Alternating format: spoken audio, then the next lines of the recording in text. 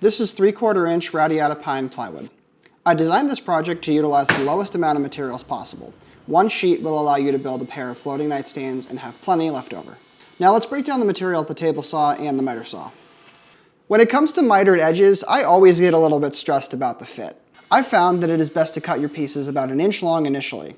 This gives you room to make an initial cut on 2 pieces that won't affect the final pieces, so that you can verify your saw is cutting true at 45 degrees before you miter the rest. If your saw is cutting true at 45 degrees, you should have a perfect miter through and through. If you do not have a perfect miter, it means your angle is off. Once you're satisfied with your miters, recut the 2 pieces you have and then check the fit again.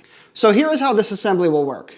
I will take all these pieces that I've cut and miter the outside edges. Then I can put the 4 pieces together and create the box for these nightstands. If you are lucky and your miters fit, you can move straight on to the glue up. But we're not going to glue these together yet. Let me show you why. Off camera, I replicated the build via a prototype nightstand I built before the final 2. It may seem wasteful, but I was very thankful I took the time to build a prototype. Building a prototype allowed me to work through several unforeseen design issues, and it also gave me the confidence to build the final 2 without any errors. Things like the wireless charging would have been a nightmare to fix if I didn't get them right before assembly. To install the LEDs, the first thing I am going to do is route a groove on the bottom panel of the nightstand and drill a hole through for the LED wires. I am using a 3/4 inch diameter groove. That is not English. To make the groove, I am using a 3/4 inch diameter straight bit in my plunge router. Before I route, I attach some strips to guide the router straight across the panel. You can use clamps or CA glue and blue tape to temporarily attach these. You can also use the edge guide if it was included with your router. After routing the groove, I used a 1/2 inch drill bit to drill a hole through into the box on one end for the wiring. When it came to the wireless chargers, I debated for a long time what the best way to do this was. The determining factor was whether I wanted to be able to see the wireless chargers or not.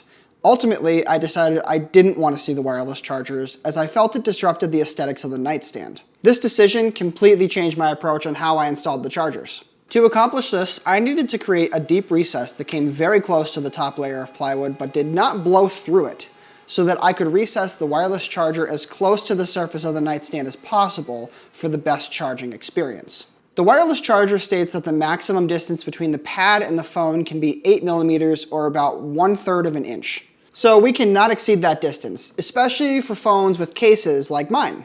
I debated about how best to route the power cord for the wireless charger and settled for routing another groove on the inside connected to the charger recess, which runs to the back of the nightstand. Then I could route the wire down the back panel behind the drawer. I'll show you all the cable management later. It was a nightmare. While these may seem unnecessary, this is part of how I am achieving the clean and cord-free look that floating nightstands bring. The wireless chargers and LEDs need a place to draw power from, and I wanted to keep the plugs as hidden as possible. I originally planned to have the outlets face out the bottom, but I inverted this, which allowed me to hide all the plugs on the inside of the nightstand, with only the bottom sticking out of the undersides. To recess these power strips, I used the back side of one as a template and drew the outline with a pencil. Then I drilled a hole a bit larger than the blade of my jigsaw. I completed the cut with the jigsaw. Easiest part of the whole build. Now that we've addressed all the goodies, it's time to actually assemble the box. For this, I am employing the use of green tape and wood glue, as I described earlier when we did the test fit. As important as the miters are, we cannot forget about the back panel, as it is integral to making this floating nightstand float. After testing the box fit, I went ahead and glued up the box, folded it together, and made sure to apply good pressure with the tape.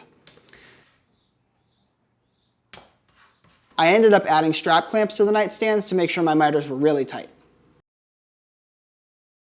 I came back and pocket screwed the back panel in after the glue had cured to make sure I didn't mess up any of the miter joints before the glue set. After cutting all the drawer box and drawer front materials off camera, I assembled the drawer boxes using glue and brad nails.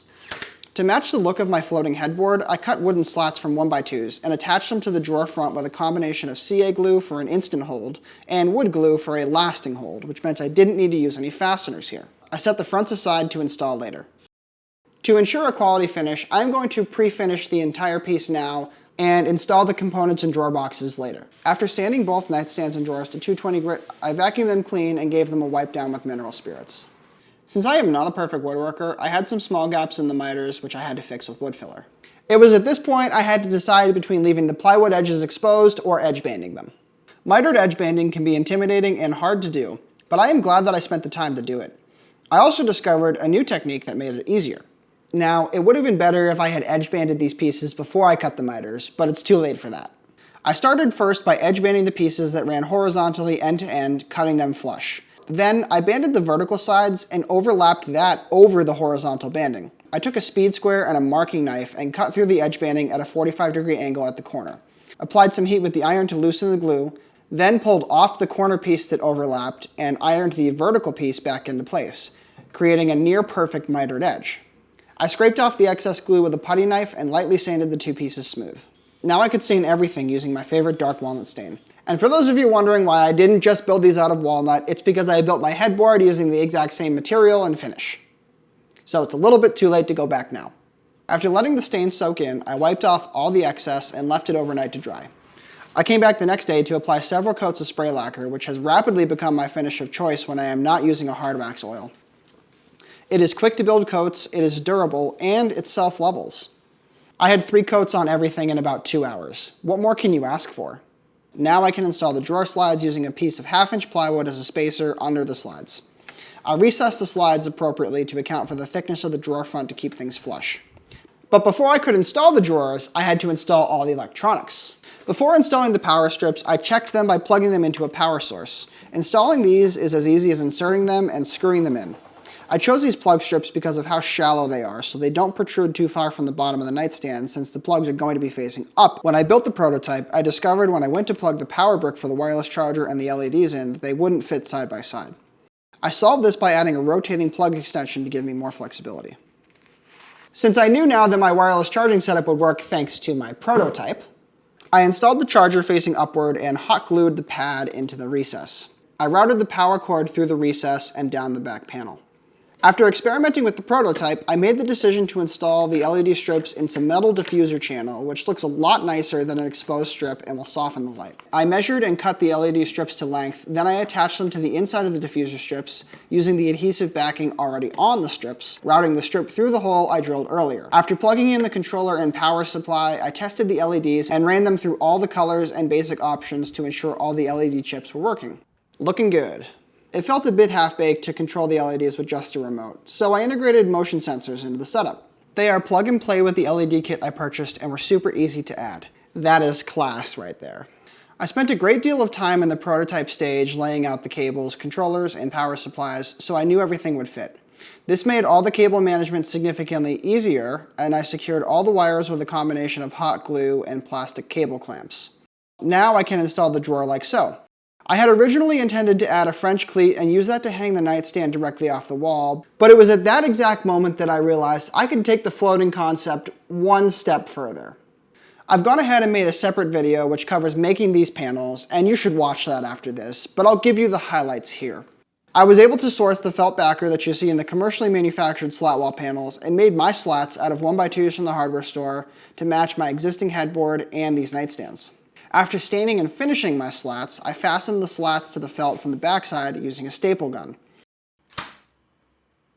Then I was ready to mount them to the wall. I referenced instructions from some of the commercially available products which list 3 different ways to install these panels. The first way is to use construction adhesive, the second is to screw through the felt directly into the wall, and the last is to attach 2-inch wood battens first, then attach the panels to those. The last method creates an airspace which can also be stuffed with rock wool to further increase the acoustical properties. So, we are going to attach to battens. By the time I laid everything out, I ended up just going with 2x4s as my battens to keep a consistent reveal depth off the wall with the headboard. Too close to the wall and the headboard stuck out, and too far off the wall and the headboard looked recessed. To ensure I had a strong enough connection to attach the nightstands to, I doubled up the battens at the mounting height for the nightstands to give me more strength and substance for that connection.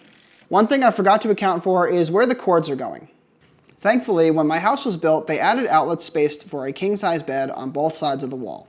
And originally, I hadn't intended to do the slat walls, so I was just planning to run one cord to those outlets and leave it be. Once I decided to do the slat walls, that gave me the opportunity to hide these wires, which I now had to figure out how best to do. With the panels on the ground, I used a laser line to keep track of the mounting heights for both nightstands, and then reference dimensions off the nightstands to figure out where the wires would land off the bottom of the nightstand. To avoid the wire getting in the way of mounting the nightstands, I had to land it in between 2 wood slats where I could snake it through the panel. I laid out and drilled holes for grommets left over from my workbench build, and inserted these, creating the pathway for the wires to run behind each panel. Since the outlets would now be concealed behind the slat panels, I wanted to make sure I could still unplug the nightstands in case of emergency. So, I added a 90-degree flat plug extension to each nightstand. After laying out the mounting height for the nightstands, I utilized the horizontal line on my laser to hang the nightstands at the proper height and screwed through the nailer strips at the back of each nightstand into the wood behind the slat panels. This is without a doubt my most intentional build. Everything was planned out, from the sizes of the nightstands to how the wires were hidden.